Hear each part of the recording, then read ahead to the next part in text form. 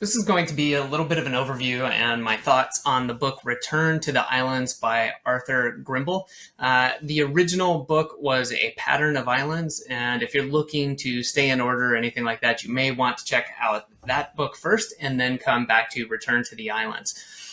So assuming you know or have got that all figured out, I want to just kind of hop into this. This is an interesting one for me. I really enjoyed A Pattern of Islands and its background, sharing that history of the early 1900s and what it was like on the islands. And at the end of that book, Arthur Grimble has traveled back to England with his family, and kind of ends there. And this, he says, I'm going to be returning, and I didn't end up seeing my family. I think he said for 7 years or something. But it stops there, and then this book kind of picks up there.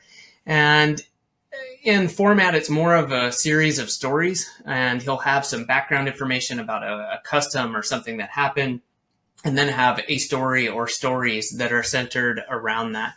So I'm guessing this is kind of fleshed out maybe from a journal he kept, and it's interesting if you're really interested in the stories and the area, which is, I know, seems kind of simplistic, but I put that in there because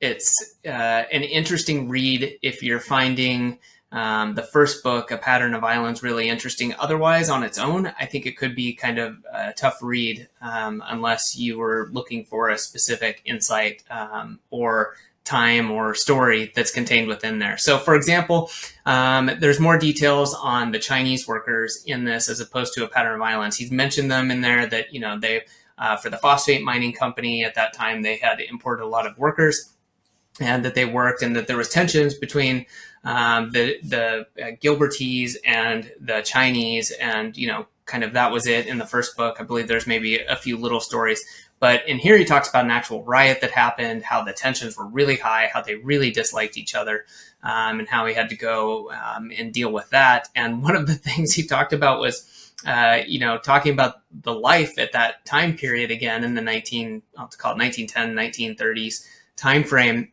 is some of the stuff that they had to deal with where, lack of adequate medical care. He had a tooth that was bothering him. There was no dentist. The nearest dentist was, I think, he said in Australia, which would be 2,400 miles away. And he ended up in the riot. Someone threw a rock and it hit just the troublesome tooth and popped it out. It, gashed his lip open, and the tooth was like ejected out, or rather he caught it, or the lip caught it, but it tore the tooth out. And so he's like, that was the silver lining in the riot that happened. But that's a big story, and is interesting about how this all occurs, how he deals with it.